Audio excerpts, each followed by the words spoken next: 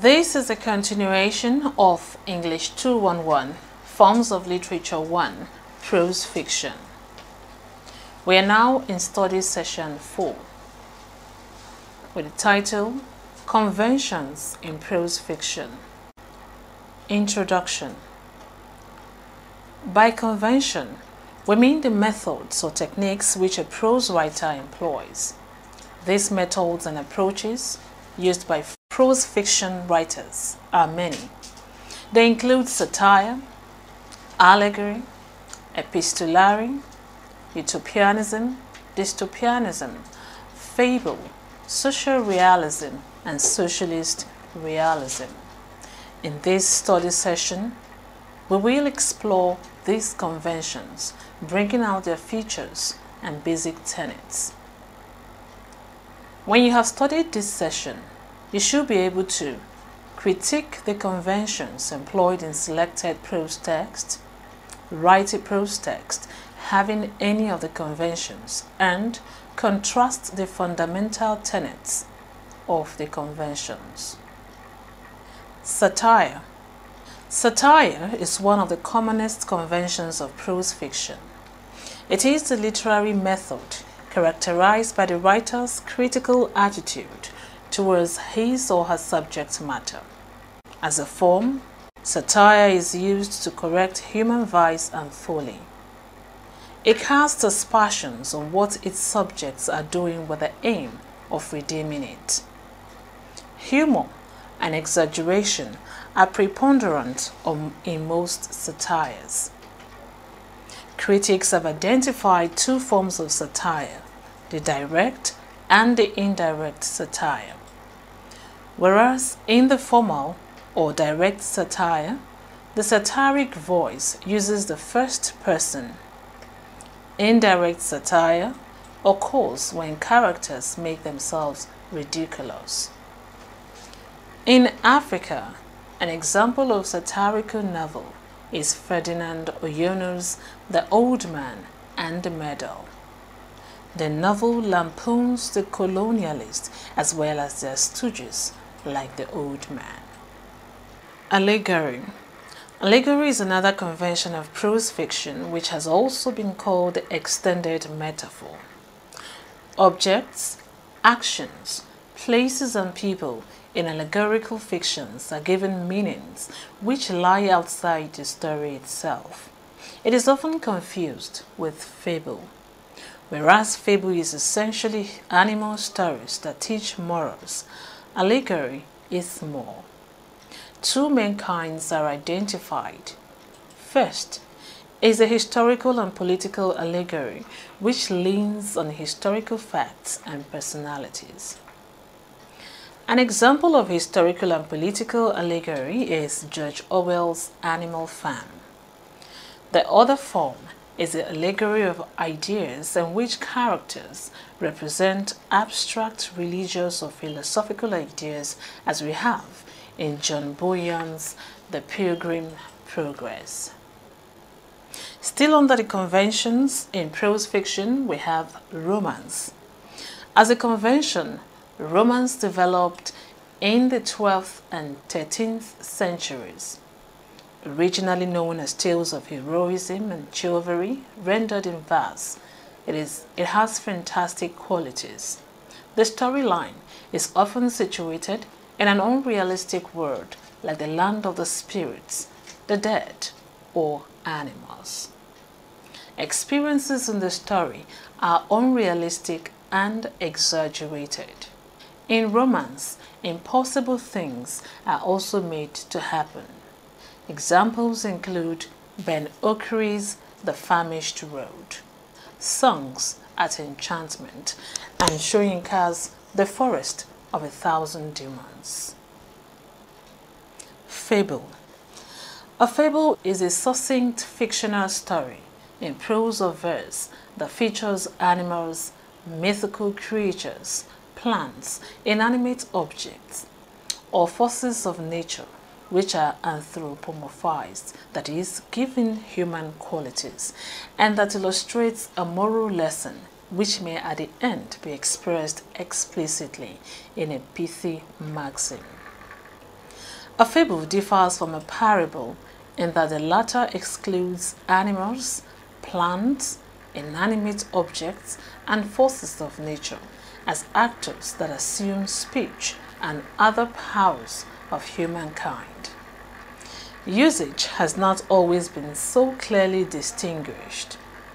In the King James Version of the New Testament, mythos was rendered by the translators as fable in the 1st and 2nd Timothy, in Titus, and in 1st Peter. The word fable comes from the Latin fabula, that is a story, itself derived from fari, meaning to speak, with the ula suffix that signifies little, hence a little story. Though in its original sense, fable denotes a brief, succinct story that is meant to impart a moral lesson in a pejorative sense. A fable may be a deliberately invented or falsified account of an event or circumstance. Similarly, a non-authorial person who wittingly or not tall tales may be termed a confabulator. An author of fables is termed a fabulist, and the word fabulous, strictly speaking, pertains to a fable or fables. In recent decades, however, fabulous has come frequently to be used in a quite different meaning of excellent or outstanding. Modern researchers agree that the fable is one of the most enduring forms of folk literature, spread abroad more by oral transmission than by literary anthologists. Fables can be found in the literature of almost every country. Several parallel animal fables in Sumerian and Akkadian are among those that Eric Eberling introduced to modern Western readers. There are comparable fables from Egypt's Middle Kingdom and Hebrew fables such as the King of Trees in Book of Judges chapter 9 from paragraph 8 to 15 and the thistle in the cedar tree in 2 Kings 14 verse 9. The varying corpus denoted Aesopica or Aesop's fables includes most of the best-known Western fables, which are attributed to the legendary Aesop, supposed to have been a slave in ancient Greece around 550 BCE. When Barbarus set down fables from the Aesopica in verse for a Hellenistic prince Alexander, he expressly stated at the head of Book 2 that this type of myth that Aesop had introduced to the sons of the Hellenes had been an invention of Syrians from the time of Ninos, that is, personifying Nineveh to Greeks, and Belus. Many familiar fables of Aesop include the crow and the pitcher, the tortoise and the hare, and the lion and the mouse. In ancient Greek and Roman education, the fable was the first of the progymnasmata, training exercises in prose composition and public speaking, wherein students will be asked to learn fables, expand upon them, invent their own, and finally use them as persuasive examples in longer forensic or deliberative speeches. The need of instructors to teach and students to learn a wide range of fables as material for their declamations resulted in their being gathered together in collections like those of Aesop. Hundreds of fables were composed in ancient India during the first millennium BC, often as stories within framed stories. These included Vishnu Sama's Panchatantra, the Hitopadesha, and so many more. Fables had a further long tradition through the Middle Ages and became part of European high literature. During the 17th century, the French fabulist Jean de La Fontaine saw the soul of the fable and the moral, a rule of behavior. Starting with the Aesopian pattern, La Fontaine set out to satirize the courts, the church, the rising bourgeoisie, indeed, the entire human scene of his time. In modern times, while the fable has been trivialized in children's books, it has also been fully adapted to modern adult literature. Felix Salten's Bambi, 1923, is a Bidon's roman, a story of a protagonist's coming of age cast in the form of a fable. James Thurber used the ancient fable style in his books, Fables for Our Time, published in 1940, and Further Fables for Our Time in 1956, and in his stories, The Princess and the Tin Box, in The Beast in Me and Other Animals, 1948, and The Last Clock, a fable for the time, such as it is, of man, in Lanterns and Lances, 1961.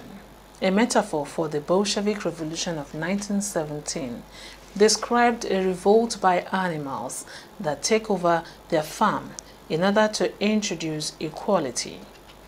George Orwell's Animal Farm, published in 1945, similarly satirizes Stalinist communism in particular and totalitarianism in general in the guise of animal fable. Socialist realism. Socialist realism is a style of realistic art which was developed in the Soviet Union and became a dominant style in other communist countries. Socialist realism is a teleologically oriented style having its purpose the furtherance of the goals of socialism and communism. Although related, it should not be confused with social realism, a type of art that realistically depicts subjects of social concern. Unlike social realism, socialist realism often glorifies the roles of the poor. In the early years of Soviet Union, Russian and Soviet artists embraced a wide variety of art forms under the auspices of proletariat. Revolutionary politics and radical non-traditional art forms were seen as complementary. In poetry, the non-traditional and the avant-garde were often praised. This, however, was rejected by some members of the Communist Party who did not appreciate modern styles such as Impressionism and Cubanism, since these movements existed before the revolution and were thus associated with decadent bourgeoisie art. Socialist realism was to some extent a reaction against the adoption of these decadent styles. Socialist realism also became state policy in 1932 when Soviet leader Joseph Stalin promulgated a decree on the reconstruction of literary and art organizations. Accordingly, the Moscow and Leningrad Union of Artists was established in 1932, which brought the history of post-revolutionary arts to a close. The epoch of Soviet art began. In Leningrad, well-known artist and arts teacher Kozman Petro-Vodkin was elected the first president of the Union of Artists. This choice laid down the foundation of the lasting development of the Leningrad Union of Artists and Academy of Arts as a unified creative body. Between 1931 and 1932, the early emphasis on the little man and the anonymous laboring masses gave way to the hero of labor, derived from the people, but set apart by the scale of his deeds. Writers were explicitly enjoined to develop heroization. This reflected a call for romantic art, which reflected the ideal rather than the realistic. It is also important for us to know that the Union of Soviet Writers was founded to control the output of authors, and the new policy was rubber-stamped at the Congress of Socialist Writers in 1934. It was enforced ruthlessly in all spheres of artistic endeavor. Artists who strayed from the official line were severely punished. Form and content were often limited, with erotic, religious, abstract, and expressionist art being forbidden. In response to the 1934 Congress in Russia, the most important American writers of the left gathered in the First American Writers' Congress of 26 and 27 April 1935 in Chicago at the meetings which were supported by Stalin, Waldo David Frank was its first president. The restrictions were somewhat relaxed after Stalin's death in 1953, but the state still kept a tight rein on personal artistic expression. This caused many artists to choose to go into exile.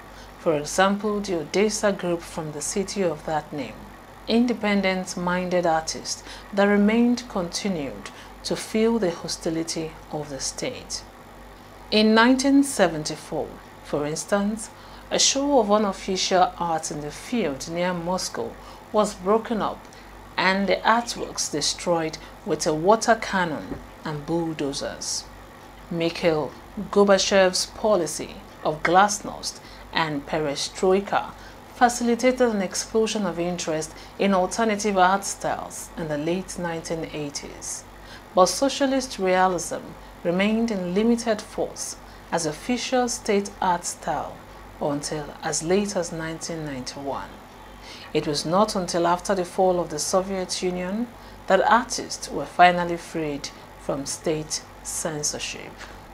In this study, we now take a look at social realism. This is an artistic movement expressed in the visual and other realist arts which depicts social and racial injustice, economic hardship, through unvarnished pictures of life's struggles, often depicting working-class activities as heroic.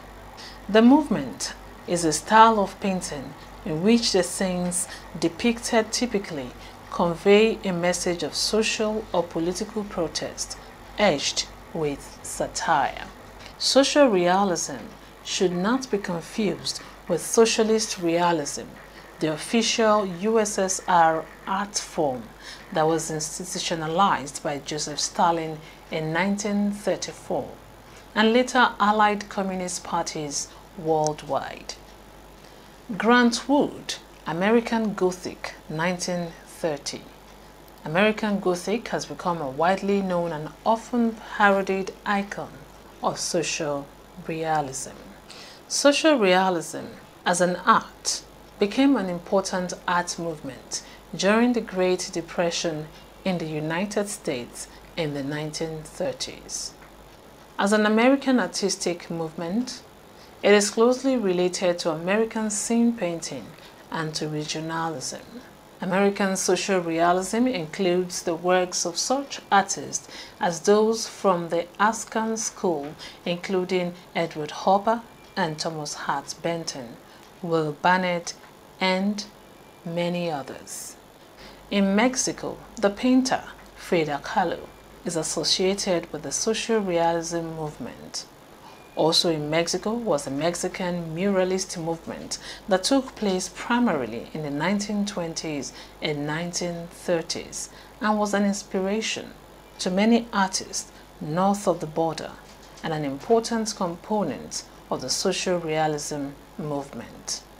The Mexican muralist movement is characterized by its political undertones, the majority of which are a Marxist nature, and the social and political situation of post-revolutionary Mexico. The term social realism also dates on a broader scale to the realist movement in French art during the mid-19th century.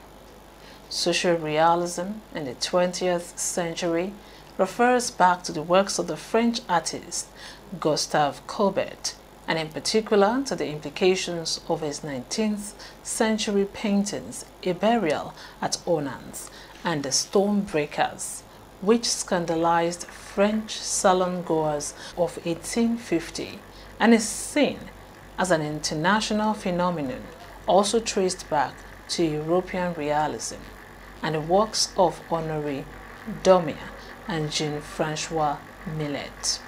Many artists who subscribed to social realism were painters with socialist political views. In certain contexts, socialist realism has been described as a specific branch of social realism. In this study session, we now take a look at utopian and dystopian fiction. The utopia and its offshoot, the dystopia, are genres of literature that explore social and political structures. Utopian fiction is the creation of an ideal world or utopia as a setting for a novel. Dystopian fiction is the opposite, that is, the creation of a nightmare world or dystopia. Many novels combine both, often as a metaphor for the different directions humanity can take in its choices, ending up with one of the two possible futures. Both utopias and dystopias are commonly found in science fiction and other speculative fiction genres, and arguably are by definition a type of speculative fiction. More than 400 utopian works were published prior to the year 1900 in the English language alone, with more than 1,000 others during the 20th century. The word utopia was first used in this context by Sir Thomas More in his 1516 work, Utopia. The word utopia resembles both the Greek words no place, utopos, and good place, utopos. In his book, which was written in Latin, Sir Thomas More sets out a vision of an ideal society. As the title suggests, the work presents an ambiguous and ironic projection of the ideal state. Dystopia is defined as a society characterized by poverty, squalor, or oppression. Many authors of dystopian fiction explore at least one reason why things are that way. Dystopias usually extrapolate elements of contemporary society and are read by many as political warnings. Many purported utopias reveal a dystopian character by suppressing justice, freedom, and happiness. Jonathan Swift's Gulliver's Travels is sometimes linked with utopian literature because it shares the general preoccupation with ideas of the good and bad society. Of the countries Lemuel Gulliver visits, only the country of Houyhnhnms approaches a utopia. Most of the others have significant dystopian aspects. Ecotopian fiction. This is where the author posits either a utopian or dystopian world revolving around environmental conservation or destruction. Ernest Callenbach's Ecotopia is an important 20th century example of this genre, as is the California Trilogy by Kim Stanley Robinson. Robinson has also edited an anthology of short ecotopian fiction called Future Primitive, The New Ecotopias. The novel The Breach, 1973, by Keith Manu, presents a world dominated by a global environmental fascism, where the government ultimately promotes the extinction of the human race by enforced mass suicide so as to save the environment. We now take a look at feminist utopias. Another important subgenre is feminist utopias and the overlapping category of feminist science fiction. Writer Sally Miller Gerhardt calls this sort of fiction political. That is, it contrasts the present world with an idealized society, criticizes contemporary values and conditions, sees men or masculine systems as a major cause of social and political problems, and presents women as equal or superior to men, having ownership over their reproductive functions. A common solution to gender oppression or social ills in feminist utopian fiction is to remove men, either showing isolated all-female societies, as in Charlotte Perkins' Gilman's Herland, or societies where men have died out or been replaced. Utopias have explored the ramification of gender being either a society construct or a hardwired imperative. In Mary Gentle's Golden Witch Breed, gender is not chosen until maturity, and gender has no bearing on social rules.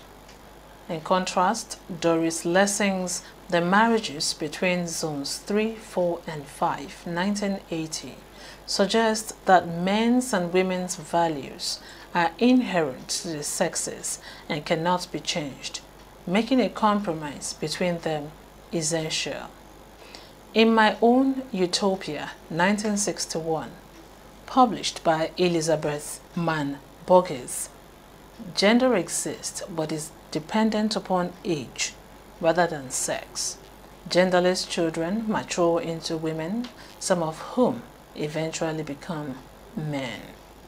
Utopian single-gender worlds or single-sex societies have long been one of the primary ways to explore implications of gender and gender differences. In speculative fiction, female-only worlds have been imagined to come about by the action of disease that wipes out men, along with the development of a technological or mystical method that allows parthenogenic reproduction. The resulting society is often shown to be utopian by feminist writers. Many influential feminist utopias of this sort were written in the 1970s. The most often studied examples include Joanna Rose's The Female Man, Susie Mackey Chana's Walk to the End of the World, and Mother Lies. Utopias, imagined by male authors, have generally included equality between sexes rather than separation. Such worlds have been portrayed most often by lesbian or feminist authors. Their use of female-only worlds allows the exploration of female independence and freedom from patriarchy. The societies may not necessarily be lesbian or sexual at all. Herland, 1915, by Charlotte Perkins Gilman, is a famous early example of a sexless society. Charlene Ball writes in Women's Studies Encyclopedia that use of speculative fiction to explore gender roles has been more common in the United States than in Europe and elsewhere. We have now come to the end of study session 4. In this study session, we have dwelt on the major conventions of prose fiction. By conventions, we mean the approaches or methods employed in narrating the prose text. We also concluded that among the widely employed conventions in prose text are satire, allegory, fable, utopian, dystopian, social realism, and socialist realism.